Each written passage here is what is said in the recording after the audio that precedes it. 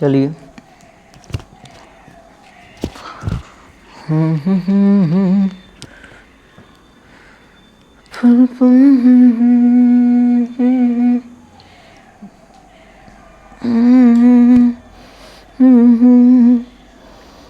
बिताना है अपनी वफा से तुझे सजाना है, दिल चाहता है तुझे कितना बताना है, अब थक चुके हैं ये कदम, चल घर चले मेरे हमदम।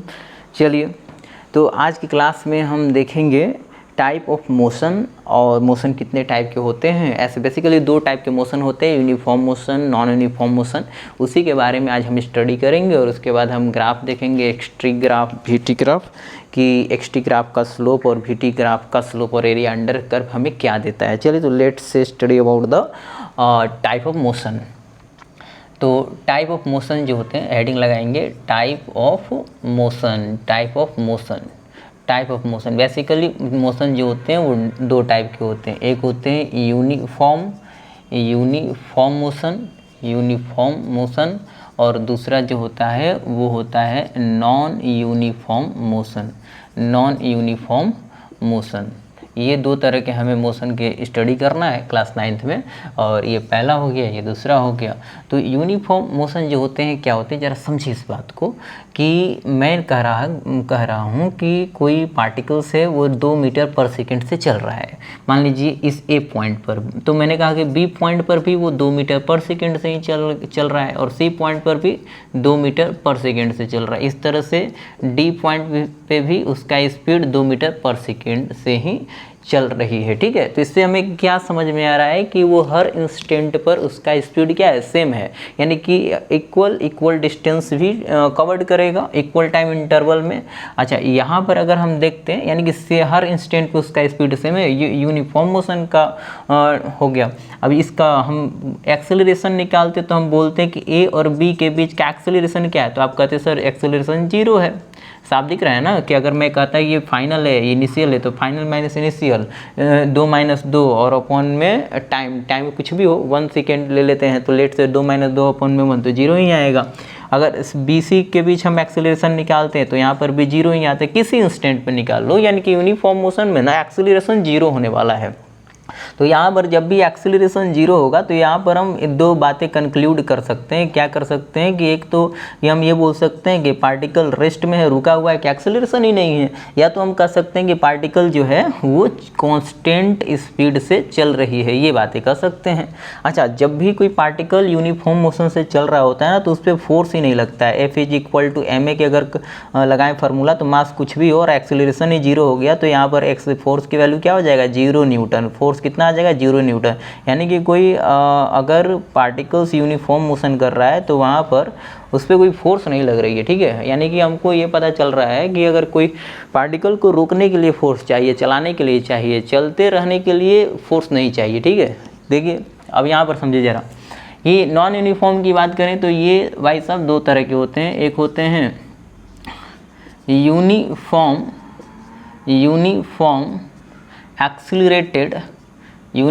एक्सीलरेटेड मोशन, और इन्हीं का दूसरा जो पार्ट है वो होता है नॉन यूनिफॉर्म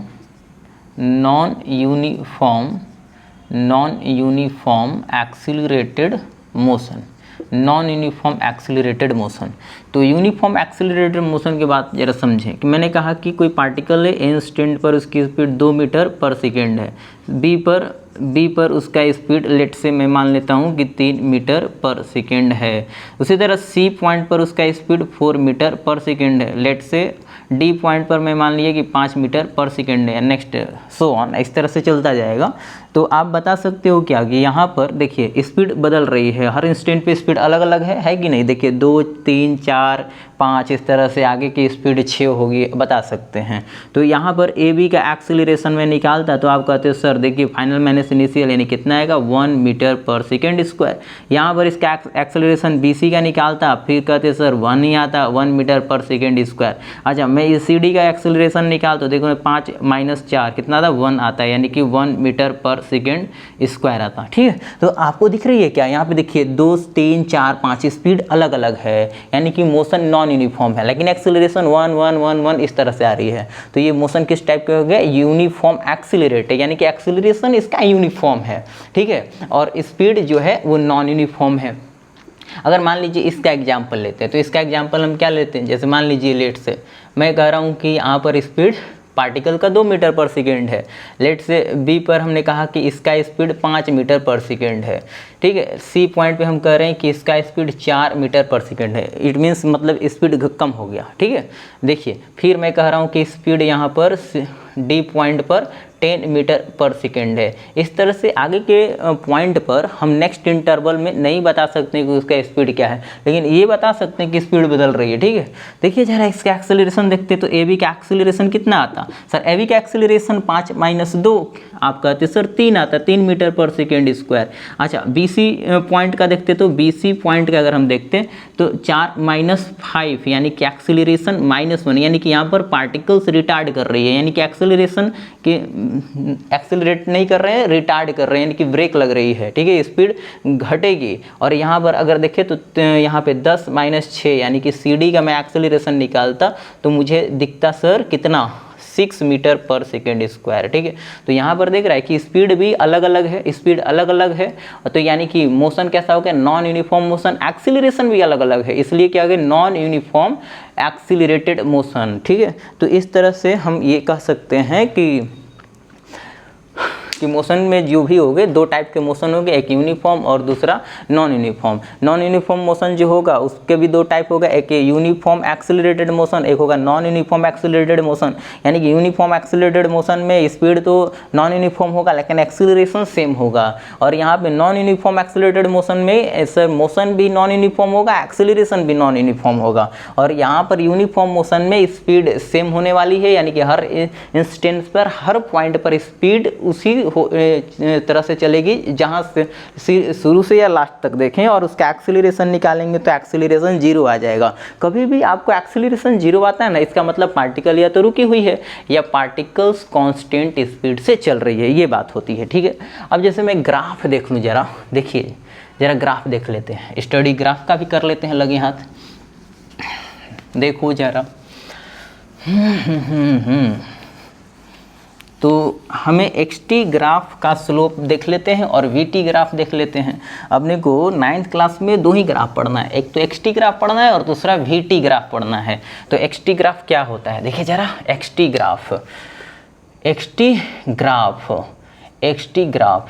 ग्राफ क्या होता है देखेंगे, समझेंगे जरा। तो xt का मतलब होता है ना यहाँ पर डिस्प्लेसमेंट, यानी x का मतलब डिस्प्लेसमेंट या पोजीशन, POSITION पोजीशन, और t का मतलब टाइम, पोजीशन टाइम ग्राफ कहिए या डिस्प्लेसमेंट टाइम ग्राफ कहिए। ठीक है, थोड़ा सा हम आइडिया ले लेते हैं स्लोप के बारे में। व्हाट इज स्लोप, स्लोप समझ लेते हैं, इंग्रेडिएंट समझ लेते हैं कि सॉरी इंग्रेडिएंट नहीं, स्लोप को चलिए देखें। देखो जरा स्लोप क्या है समझें। जैसे कि मैंने कहा कि यहाँ पर एक पॉइंट ले लिया, कोऑर्डिनेट को ले लिया a कोऑर्डिनेट, और यहाँ पर एक ले लिया b कोऑर्डिनेट। ठीक है, और कोऑर्डिनेट का मतलब लोकेशन पॉइंट। ठीक है, और मैं यहाँ पर इस कोऑर्डिनेट का नाम देता हूँ x1 y1, और इसका नाम देता हूँ क्या, इस कोऑर्डिनेट का नाम देता हूँ x2 y2। ये कोऑर्डिनेट हो गया मेरा। ठीक है, आप समझे जरा, इसका मुझे स्लोप लिखना है। अच्छा, स्लोप का मतलब आप थोड़ा सा आइडिया ले लेना क्या होता है कि अगर मैं ये डायरेक्ट ऐसा कुछ बना दिया तो ये क्या होता है कि सर ये x एक्सिस है, ये y एक्सिस है, और ये एंगल मेरा थीटा है। तो अगर मैं कह रहा हूँ कि ये सारा का सारा पॉजिटिव है, तो पॉजिटिव x एक्सिस में एंटी क्लॉकवाइज डायरेक्शन में हम जो एंगल मेजर करते हैं वो दैट इज कॉल्ड स्लोप, यानी पॉजिटिव x एक्सिस में एंटी क्लॉकवाइज डायरेक्शन में जो एंगल मेजर करते हैं उसको हम स्लोप बोलते हैं। तो अगर मैं यहाँ से एक परपेंडिकुलर ड्रॉ कर लेता दैट इज 90 डिग्री और थीटा के जस्ट सामने वाला परपेंडिकुलर और जैसे इनसाइड बेस मेरा होता है तो यहाँ पर क्या होगा सर, अगर मैं देखता तो यहाँ पे अगर मैं tan थीटा निकालता, और tan थीटा क्या है, मतलब यहाँ पर tan थीटा नथिंग बट यहाँ पे स्लोप निकाल के देने वाला है, परपेंडिकुलर अपॉन में बेस, ये मेरा स्लोप हो गया, क्या हो गया स्लोप, और स्लोप को m से रिप्रेजेंट करते हैं। तो मुझे क्या मिलता, परपेंडिकुलर की वैल्यू y है और बेस की वैल्यू x है, तो y अपॉन में x जो है ना ये मेरा स्लोप हो जाता है इस ग्राफ के लिए जब ओरिजिन से पास करता, ठीक है, ओरिजिन से पास करता तो। लेकिन यहाँ पर हम देखते हैं इस कोऑर्डिनेट के लिए, इस कोऑर्डिनेट a का कोऑर्डिनेट x1 y1 और b कोऑर्डिनेट x2 y2 है, तो इसका स्लोप कैसे निकालते, देखिए ज़रा थोड़ा सा इसको कंस्ट्रक्ट कर लेते हैं। यहाँ पर मैं एक नॉर्मल ड्रॉ कर लेता और b पॉइंट से x पे एक लाइन एक्सटेंड कर लेता और यहाँ से एक लाइन में एक्सटेंड कर लेता है ये, तो आपको कुछ दिखेगा, सिनेरियो कुछ दिखेगा, एक राइट एंगल ट्रायंगल अपने को दिखेगा ABC, कुछ इसका नाम दे देते हैं ABCDE और थोड़ा सा इसको भी कंस्ट्रक्ट कर लेते हैं, ठीक है। देखिए राइट एंगल ट्रायंगल आपको दिखेगा, एक दिखा गया यहाँ पर ABC राइट एंगल ट्रायंगल बन गया। तो आप कह रहे हो सर ये हो गया आपका थीटा, ठीक है, तो ये थीटा हो गया, तो जस्ट इसके सामने वाला सर क्या हो जाएगा, परपेंडिकुलर हो जाएगा और AC क्या हो जाएगा, बेस हो जाएगा। तो यहाँ पर BC जो मेरा परपेंडिकुलर है इसकी वैल्यू कितने आने वाली है सर, वैल्यू अगर हम इसका परपेंडिकुलर की वैल्यू निकालते हैं तो लेट से मैं इसको बोलता ये जो पूरा है मेरा x2 होने वाला, ये जो छोटा सा O और E है मैं कह रहा हूँ कि ये x1 है और O से D तक का जो लेंथ है ना वो कितना है, x2 है, लेट से ऐसा मैंने मान रहा हूँ, ठीक है। तो आप साफ दिख रहा है सर ED कितना हो जाता, x2 माइनस x1 हो जाता, ठीक है। अगर इसी तरह से मैं कहता कि ये y2 है पूरा लेंथ और ये कितना है सर, ये जो लेंथ है ना इसका कुछ मैं नाम दे दूँ यार, कुछ चलिए तो यहाँ पर इसका कुछ नाम ही दे देते हैं, RS नाम देते, चलो RS है, ठीक है। तो OR कितना होता सर, OR जो होता ना वो y1 हो जाता और इस तरह से RS निकाल लेते, तो RS निकाल लेते तो क्या हो जाता सर, ये इतना में से इतना को, पूरा में से इतना को हटा लेते हैं, पूरा मतलब बोले तो y2 और इतना बोले तो माइनस y1, तो मेरा RS आ जाएगा। अब यहाँ पे दिखेगा कि RS जो है BC के बराबर है, तो P की वैल्यू कितना आ जाएगी सर, P की वैल्यू तो आ गया y2 माइनस y1 और AC की वैल्यू कितना आ जाएगी, यानी कि बेस की जो वैल्यू आ जाएगी ना वो बेस की वैल्यू कितना आ जाएगा, देखना जरा गौर से सर, पूरा लेंथ क्या है मेरा, पूरा लेंथ x2 है और ये x, यानी नहीं दिख रहा है कि ED और AB पैरेलल है और दोनों का लेंथ सेम है, तो यानी कि बेस की वैल्यू क्या आ जाएगा, x2 माइनस x1। तो अगर मैं इसका स्लोप मैं देख रहा था, इस A कोऑर्डिनेट B कोऑर्डिनेट का मैं स्लोप निकालने जा रहा था, तो आपको यहाँ से पता चल जाता स्लोप कितना होता स्लोप, मैं बोलता tan थीटा कितना होता है, परपेंडिकुलर अपॉन में बेस, परपेंडिकुलर अपने को निकल गया कितना, थीटा के जस्ट सामने वाला परपेंडिकुलर आया गया y2 माइनस y1 और यहाँ पर बेस की वैल्यू क्या है, AC की वैल्यू x2 माइनस x1, ये अपने को याद रखना, ये स्लोप का फार्मूला होता है, ठीक है। यहाँ पे मैं कायदे से इसको अगर लिख देता तो ये क्या होता है y2 माइनस y1 और ये कितना हो जाता x2 माइनस x1, ठीक है। ये मेरा स्लोप आ गया इस ग्राफ के लिए। तो पहले को तो अपने को स्लोप आना चाहिए। स्लोप क्या होता है, पॉजिटिव एक्स एक्सिस में एंटी क्लॉकवाइज डायरेक्शन में जो एंगल मेजर करते हैं उसको स्लोप बोलते हैं। और tan का रेशियो भी ले लेंगे ना तो वो भी मुझे स्लोप ही निकाल कर देगा। तो मैंने रेशियो ही तो लिया है यार वहाँ पर, ठीक है। मैं इसका मतलब यहाँ पे बोल सकता हूँ कि आगे tan थीटा जो आया वो चेंज इन y अपॉन में चेंज इन x, यानी डेल्टा y अपॉन में डेल्टा x। अगर इसी बात को अगर मैं डिफ्रेंशिएट कर देता ना तो dy अपॉन में dx हो जाता, इंटीग्रेट करते तो, ठीक है। वो आगे की बात है, अभी नहीं करेंगे उसकी बातें, ठीक है। अभी जो अपने लेवल में है ना उसी को देख लेते हैं जो लेवल में है, ठीक है। मतलब छोटा सा अगर चेंज देखते तो dy अपॉन में dx वहाँ पे डिफ्रेंशिएशन वाली बात हो जाती है। तो यहाँ पर मैं क्या करने वाला हूँ, xt ग्राफ लिखने वाला हूँ। xt ग्राफ कहने का मतलब x यानी कि डिस्प्लेसमेंट टाइम ग्राफ। और यहाँ से लो मैंने वही बात लिख दिया कि चलो ओरिजिन से एक स्लोप निकाल लेते हैं, यहाँ से स्लोप। तो मैं जैसे ही इसका स्लोप देखता तो कहते सर tan थीटा, मतलब थीटा पॉजिटिव एक्स एक्सिस में एंटी क्लॉकवाइज डायरेक्शन में जो एंगल मेजर करते हैं दैट इज कॉल्ड स्लोप।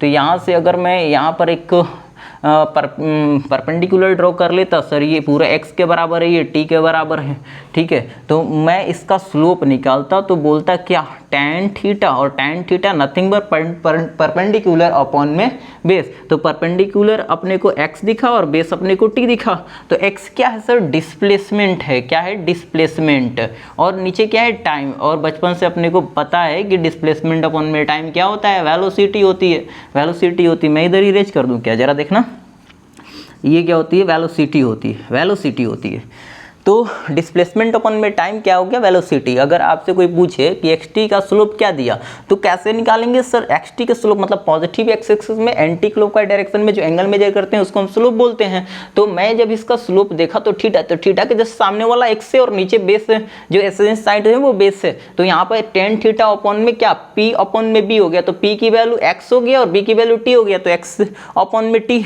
और एक्स की वैल्यू डिस्प्लेसमेंट, और एक्स डिस्प्लेसमेंट टी टाइम है, और डिस्प्लेसमेंट अपॉन टाइम अपने को क्या पता है, वेलोसिटी होती है, ठीक है। तो यहाँ से अपने को पता चल गया कि इसका स्लोप है, जो इसका ढाल है वो क्या देगा मुझे, सर वेलोसिटी देगी, क्या देगी, वेलोसिटी देगी।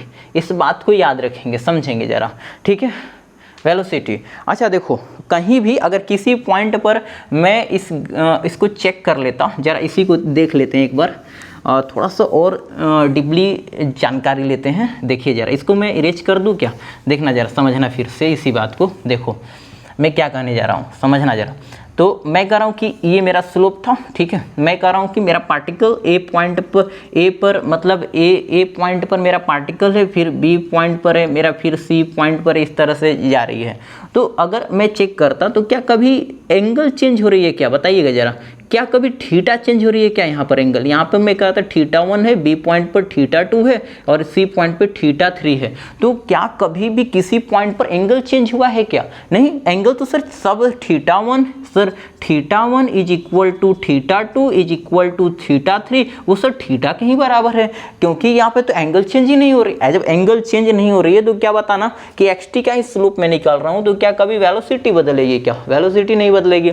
वेलोसिटी नहीं बदलने का मतलब, इसका मतलब मैं ये बोल सकता हूँ कि सर जो पार्टिकल का मोशन होगा ना वो कैसा होगा, यूनिफॉर्म होगा, कैसा होगा, यूनिफॉर्म मोशन से चलेगा, क्योंकि थीटा नहीं बदल रहा है, एंगल ही नहीं बदला, तो यूनिफॉर्म मोशन होगा। अगर किसी दिन मुझसे कोई एक्सीलरेशन पूछ लेता, मैं बोल देता कितना, 0 होता। अभी अभी पढ़ के आए यूनिफॉर्म मोशन का एक्सीलरेशन 0 होता है और एंगल ही नहीं चेंज हो रहा है, ठीक है। अब ये तो मुझे पता हो गया, स्ट्रेट लाइन, कभी भी अगर ऐसा एक्सटी ग्राफ का slope straight line passing through the origin हो तो इसका मतलब मोशन यूनिफॉर्म है, एंगल चेंज नहीं हो रहा है, इसका मतलब वेलोसिटी हर पॉइंट पर सेम है, तो एक्सीलरेशन 0 हो जाएगा। एक्सीलरेशन 0 क्योंकि फाइनल माइनस इनिशियल, अगर मान लीजिए 5 से चल रही है तो हर इंस्टेंट पे 5 से चलेगी, तो 5 माइनस 5 0 ही तो हो जाएगा एक्सीलरेशन, ठीक है। तो मैं इसको इरेज करके थोड़ा सा और समझते हैं, ठीक है। अगर मेरा ग्राफ कुछ यूं होता, ठीक है, अच्छा थोड़ा सा समझ लो कि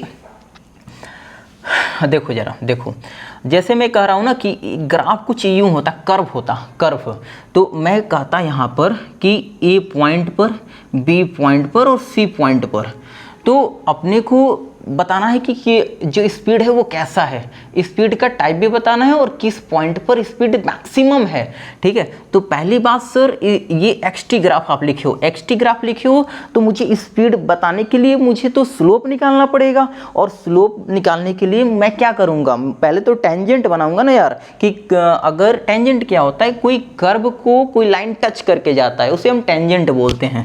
तो मैं यहाँ पर टेंजेंट बनाऊंगा, ठीक है। देखिए जरा टेंजेंट कैसे बनाएंगे, समझिए जरा। यहाँ पर तो मैं यहाँ पर एक टेंजेंट ड्रॉ करूँगा, यहाँ पर एक बी पॉइंट पर मैं टेंजेंट ड्रॉ करूँगा, ठीक है, सॉरी थोड़ा सा, हाँ, उसके बाद मैं एक बी पॉइंट पे हो गया, सी पॉइंट पे हो गया, 3 टेंजेंट मैंने बनाया। तो यहाँ पे ज़रा गौर से देखेंगे कि मैं ए पॉइंट पे जो बनाया उसको मैंने थीटा 1 का नाम दिया, बी पॉइंट पर मैंने जो एंगल बनाया वो थीटा 2 हो गया, थीटा 2 हो गया, और सी पर मैंने जो बनाया ना वो सी पर बनेगा जो वो क्या होगा सर, वो θ3 होगा। अच्छा यहाँ पर देख रहे हैं ना कि एंगल बड़ा हो रहा है, ठीक है, एंगल बड़ा हो रहा है। अच्छा एंगल बड़ा हो रहा है तो मैं कह रहा हूँ θ1 θ2 θ3, तो आप कहोगे सर सबसे बड़ा जो एंगल है वो तो θ3 है, और θ3 एंगल जितना बड़ा होगा तो वेलोसिटी उतना बड़ी होगी, क्योंकि tan जो होता है वो कैसा होता है, इंक्रीजिंग फंक्शन होता है, इंक्रीजिंग फंक्शन। तो मैं यहाँ पर कह रहा हूँ कि स्पीड किस पॉइंट पे सबसे ज़्यादा होने वाला है, यानी कि ए पॉइंट पर मेरा स्पीड ज़्यादा होगा, या बी पॉइंट पर स्पीड की बात कर लें, और सी पर बात कर लें, सी पॉइंट पर स्पीड की बात कर लें। तो पहली बात कि सर सी पे मैक्सिमम स्पीड होगा, सी पर मैक्सिमम स्पीड होगा। क्यों होगा, क्योंकि एंगल ज़्यादा है, ठीक है। देख रहे इंक्लिनेशन सबसे ज़्यादा है ना, इंक्लिनेशन ज़्यादा होने की वजह से थीटा की वैल्यू बढ़ गई, और tan थीटा कैसा होता है, इंक्रीजिंग फंक्शन होता है, इंक्रीजिंग फंक्शन है तो सी पॉइंट पर मेरा स्पीड ज़्यादा होगा, ठीक है। इस बात को भी ध्यान रखेंगे, ऐसे याद रखेंगे ना, ठीक है। अब देखो जरा आगे समझो जरा कि अगर मैं इसी में एक्सीलरेशन पूछ लेता, ठीक है, तो एक्सीलरेशन के लिए अपने को क्या है, थोड़ा सा छोटी छोटी बातें जानकारी हो जाए ना, तो मुझे एक्सीलरेशन भी पता चल जाएगा। देखो एक बात याद रखना, ये कॉन्केविटी कहलाती है, upward concavity, upward concavity, CONCAVITY, upward concavity. एक मैं बना लेता हूँ ऐसा कुछ, इसको बोलते हैं downward, DOWN, downward concavity, downward concavity. तो अपवर्ड कॉन्केविटी जो होती है ना, XT का अपवर्ड कॉन्केविटी अपने को क्या देता है, एक्सीलरेशन देता है, क्या देता है, एक्सीलरेशन। और अपवर्ड कॉन्केविटी पॉजिटिव एक्सीलरेशन देता है। डाउनवर्ड कॉन्केविटी जो होता है वो भी एक्सीलरेशन देगा XT का, और ये मुझे निगेटिव एक्सीलरेशन देगा, ठीक है, निगेटिव एक्सीलरेशन। अगर इतनी बात याद है तो मैं क्या कर सकता हूँ, अभी जस्ट जो मैंने ग्राफ बनाया था उसका थोड़ा देख लेते हैं, हटा दे इसको। देखो जरा देखो, जैसे मैंने अभी ये ग्राफ दिया था आपको, मैंने कहा कि A point, B point, C point, तो आपने देखा कि सर C पॉइंट पर एंगल सबसे ज़्यादा था θ3, तो स्पीड C पॉइंट पर मैक्सिमम होगा, तो एक्सीलरेशन कैसा होगा। अच्छा देखो एंगल चेंज हो रहा है, तो एंगल चेंज हो रहा है तो मैं कहूँगा कि मोशन सर कैसा है, तो मोशन तो सर यूनिफॉर्म या नॉन यूनिफॉर्म। आप जाहिर सी बात है सर एंगल चेंज हो रहा है तो नॉन यूनिफॉर्म मोशन का ये टाइप हो गया, नॉन यूनिफॉर्म मोशन हो गया। एक्सीलरेशन की बात करें तो मैं देखो जरा, अगर इसको थोड़ा सा कंस्ट्रक्ट करता तो कॉन्केविटी कैसा दिख रहा है, अपवर्ड कॉन्केविटी दिख रही है, तो अपवर्ड कॉन्केविटी है यानी मतलब एक्सीलरेशन कैसा है, पॉजिटिव है, और एक्सीलरेशन पॉजिटिव है, मोशन कैसा है, नॉन यूनिफॉर्म है। नॉन यूनिफॉर्म क्यों है, क्योंकि sir A point, B point सब पे एंगल क्या होगा सर, इस पे θ1 होगा, यहाँ पर θ2 होगा, जो कि एंगल सब अलग अलग है, एंगल अलग अलग है तो स्पीड अलग अलग होगी, वेलोसिटी चेंज होगी, ठीक है, XT ग्राफ में। और इसका कॉन्केविटी अपवर्ड है तो एक्सीलरेशन पॉजिटिव होगा, एक्सीलरेशन भी पॉजिटिव है, और भी जो पॉजिटिव है, तो इसका मतलब जो पार्टिकल का स्पीड होगा वो कभी डिक्रीज नहीं होगी, ये होगा स्पीड अप होगा, पार्टिकल जो होगा वो स्पीड अप होगा, मतलब स्पीड बढ़ती जाएगी, ठीक है। ये बात हमको समझनी थी, ठीक है। अब अपने को VT ग्राफ ही समझ लेते हैं। VT ग्राफ क्या होती है, VT ग्राफ का स्लोप और उसका एरिया अंडर कर्व क्या देता है, ठीक।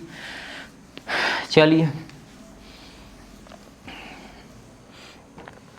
चलो देखो VT ग्राफ, तो मान लीजिए मैंने एक VT ग्राफ बनाया यहाँ पर, ठीक है, तो लो भाई VT ग्राफ ये मेरा, मैंने कहा कि इस पॉइंट पर, A पॉइंट पर उसका स्पीड यूँ, चलिए देखिए कुछ, ठीक है, देखिए जरा AB, मैं इसका कोऑर्डिनेट यहाँ पर, इसका इनिशियल वेलोसिटी U से चलना स्टार्ट हुआ है, फाइनल वेलोसिटी है, ठीक है। तो यहाँ पर फिर वही कुछ नाम दे लेते हैं, RS, इसका OEDCB, ठीक है। अब यहाँ पर मैं इसको एंगल बना रहा हूँ तो मैं इसका स्लोप निकाल लेता हूँ डायरेक्ट, तो उसमें स्लोप जैसे ही निकालूंगा तो ये tan थीटा जैसे निकालूंगा तो क्या होगा सर, BC और RS मुझे बराबर दिख रही है, तो यहाँ से सर पूरा में से ना मैं अगर इतना हटा दूंगा तो RS मिल जाएगा और RS BC के बराबर होगा, यानी कि ये V - U आ जाएगी।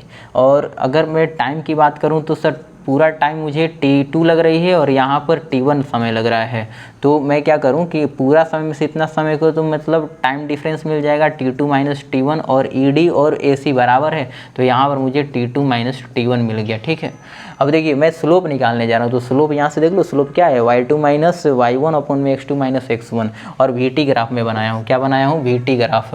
तो VT ग्राफ का स्लोप मुझे निकालना है। क्या निकालना है? स्लोप। स्लोप बोले तो ढाल, और इसका मैं tan थीटा निकाल रहा हूँ। तो यहाँ पर स्लोप में निकालूंगा तो क्या हो जाएगा सर, यहाँ पर थीटा, थीटा के जस्ट सामने वाला परपेंडिकुलर, और परपेंडिकुलर मुझे BC की वैल्यू क्या दिख रहा है? V माइनस यू, और टाइम क्या दिख रहा है sir? Delta T, T2 minus T1, यानी T2 माइनस T1 दिख रहा है। अब यहाँ से अगर अपने को पता होना चाहिए कि V माइनस यू अपॉन में T कितना क्या होता है सर, बचपन से पता है कि एक्सीलरेशन होता है। ठीक है, एक्सीलरेशन। तो यहाँ से हम देख लिए क्या कि जो आपका VT का स्लोप होता है वो मुझे क्या दे जाएगा?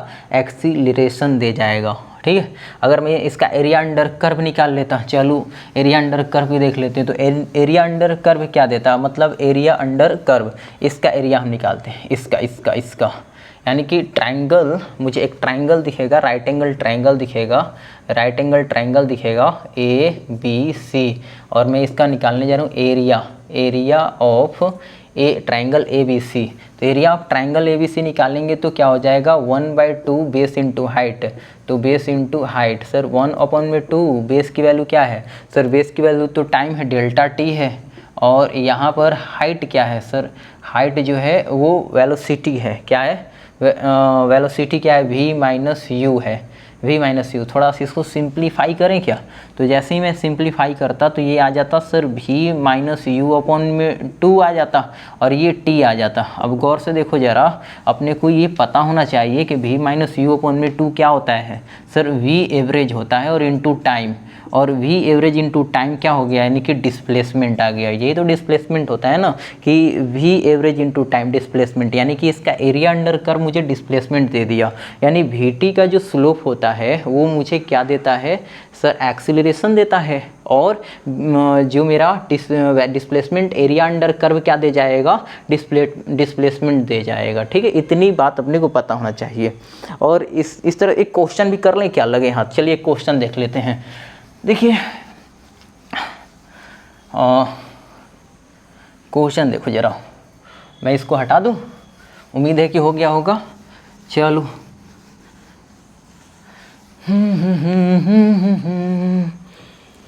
चलो एक क्वेश्चन देख लेते हैं। देखिए ज़रा, कुछ क्वेश्चन के सिनेरियो इस तरह से है। ठीक है, और चलिए, हाँ ये क्वेश्चन अपने को रहा, ये क्वेश्चन ऐसा कुछ है।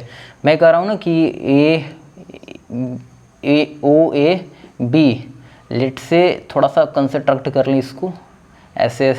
तो मैं कह रहा हूँ ये 5 सेकेंड, और ये अच्छा VT ग्राफ बना रहे हैं हम, और ये मेरा 10 है, 10 सेकेंड, और ये मेरा 15 सेकेंड। कितना हो गया? 15 सेकेंड। ठीक, और यहाँ पे थोड़ा सा इसको ड्रॉ कर लेता हूँ। ठीक है, ये जो टूटा हुआ लाइन है ना, इसका मतलब वो नहीं है, मैं ड्रॉ कर रहा हूँ। तो अपने को क्या बताना है?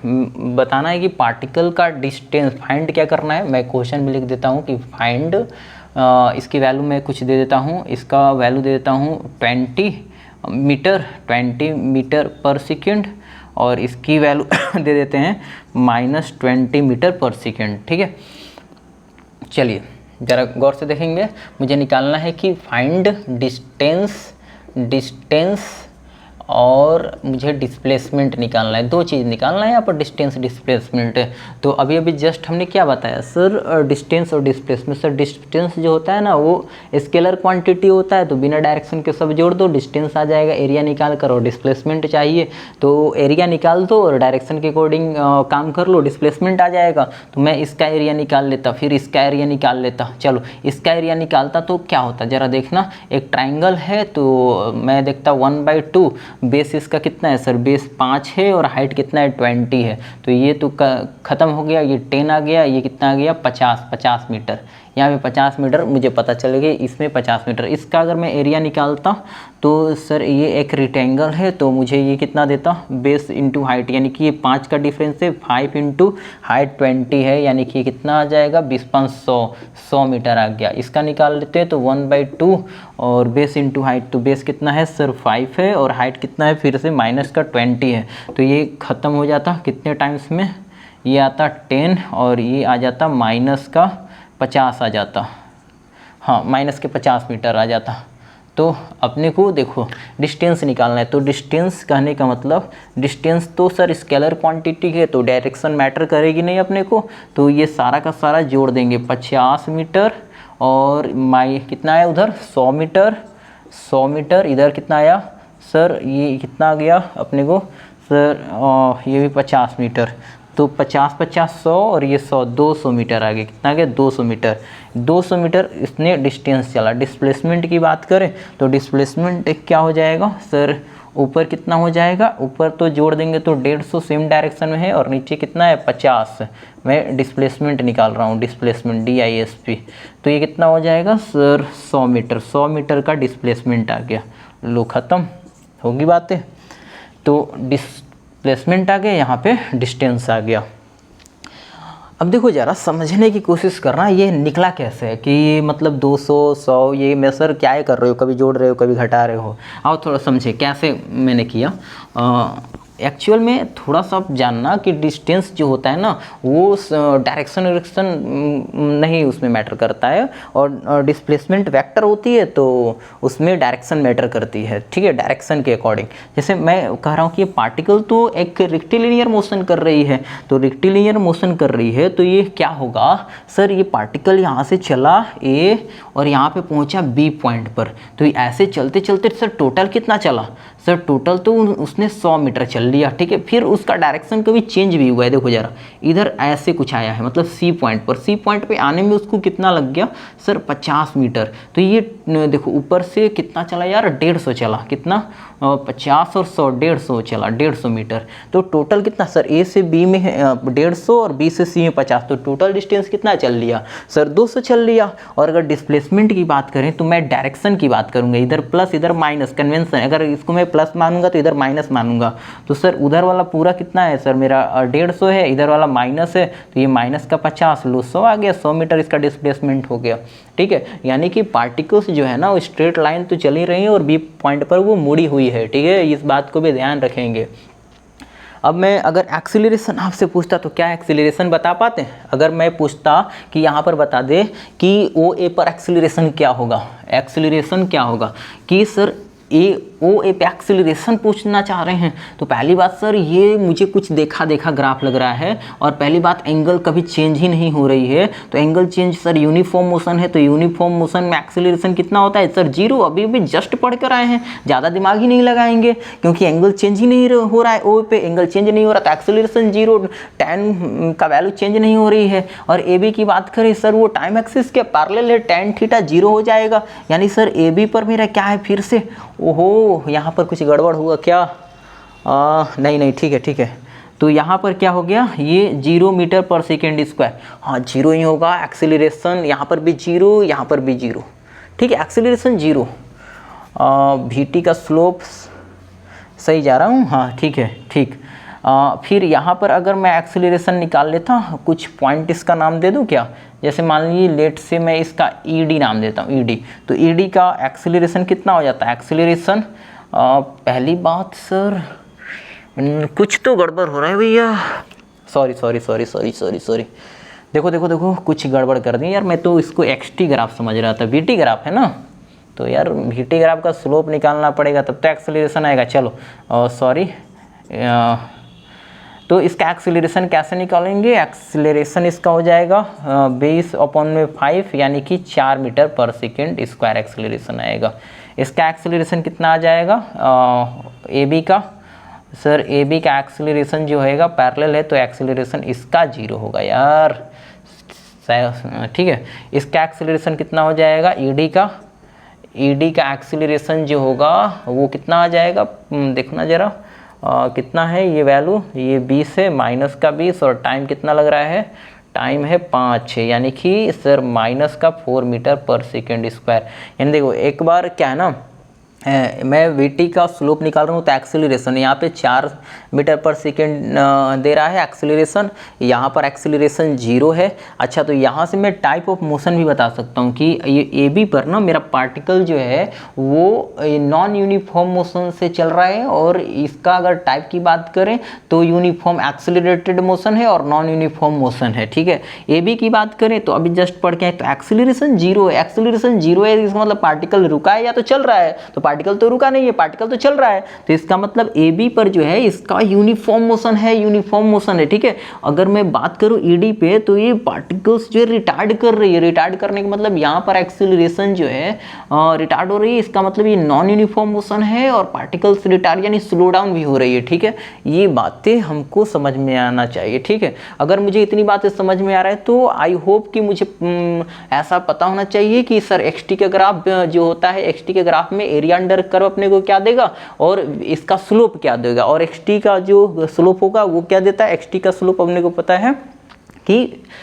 वेलोसिटी देती है और उसका कॉन्केविटी एक्सेलरेशन देता है। ठीक है, और उम्मीद है कि सबको इतनी बातें तो समझ में आया होगा। यहाँ पर थोड़ा सा मिस्टेक हो गया था, उसके लिए सॉरी। ठीक है, कोई बात नहीं, चलो थैंक यू। आज की क्लास में इतना ही, नेक्स्ट कंटिन्यू करेंगे, कुछ और देखेंगे। ठीक है, चलो।